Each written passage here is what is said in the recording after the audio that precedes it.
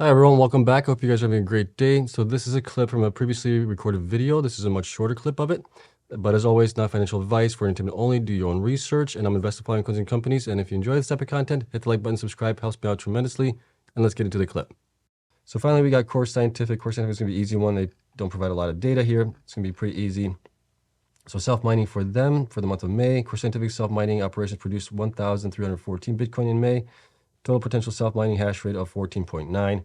I think I'm at a 14 point. I think I did update them to 14.9, something like that. They were at 14.8, I believe, prior month. Okay, so that's kind of what we got for them. There isn't anything else that is any of interest as far as their bankruptcy is concerned, so we're not going to talk about it there.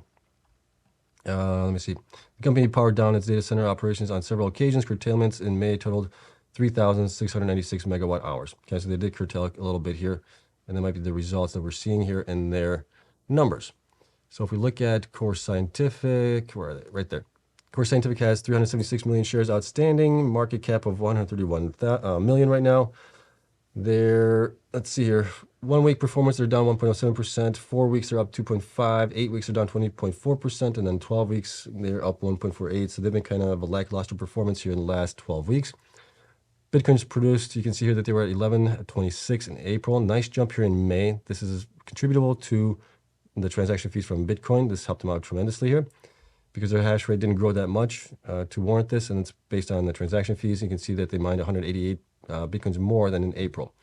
HODL, they don't HODL anything. They pretty much sell everything that they get right now. They did HODL, well, last year they HODL, but then they started selling a crap ton of it.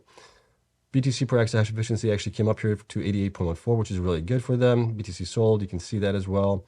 Hash rate revenue, let's see, hash rate, they got down to 14.8 in April, then they're back up down to 14.9. Their best was 17 exahash in January. I think they've been selling some of the miners here, or at least giving back to some of the creditors or something like that, and that's why their hash rate has been coming down.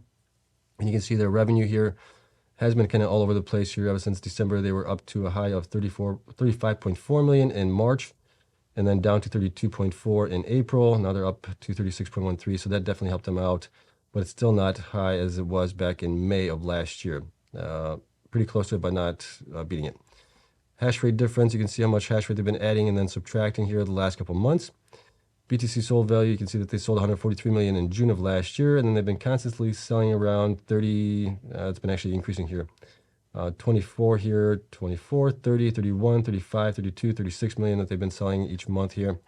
And then here's what we have as far as last 4 quarters revenue. Q1 was actually pretty good for them, 98 million. The current quarter that we're in right now is an estimated of 99 million, which is still really good. Definitely the biggest miner that we cover here.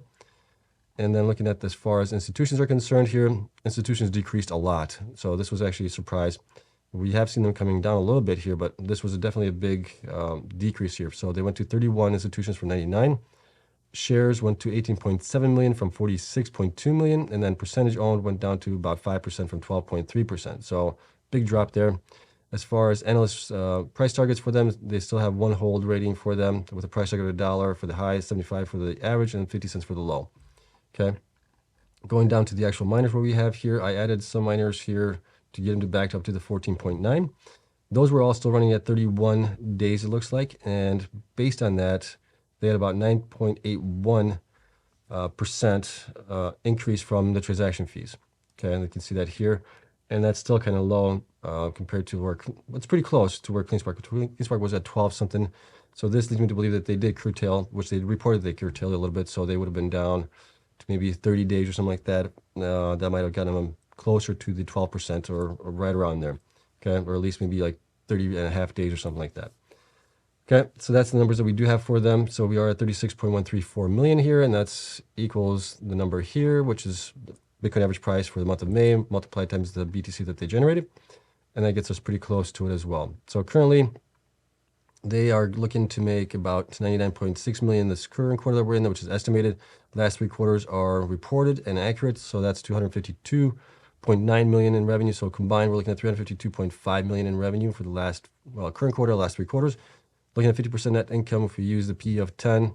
The only reason I'm using a PE of 10 on them is because they are in bankruptcy. And this is where they would probably get to is $4.68 to $7.02. They're at 35 cents, but because of bankruptcy, that has definitely whittled the stock down. So maybe if we use like a 5, well, even a 5 is $2.34. Analysts are saying $1 for $1 would be roughly a PE of 2 for them right now. So this is definitely a high speculative stock.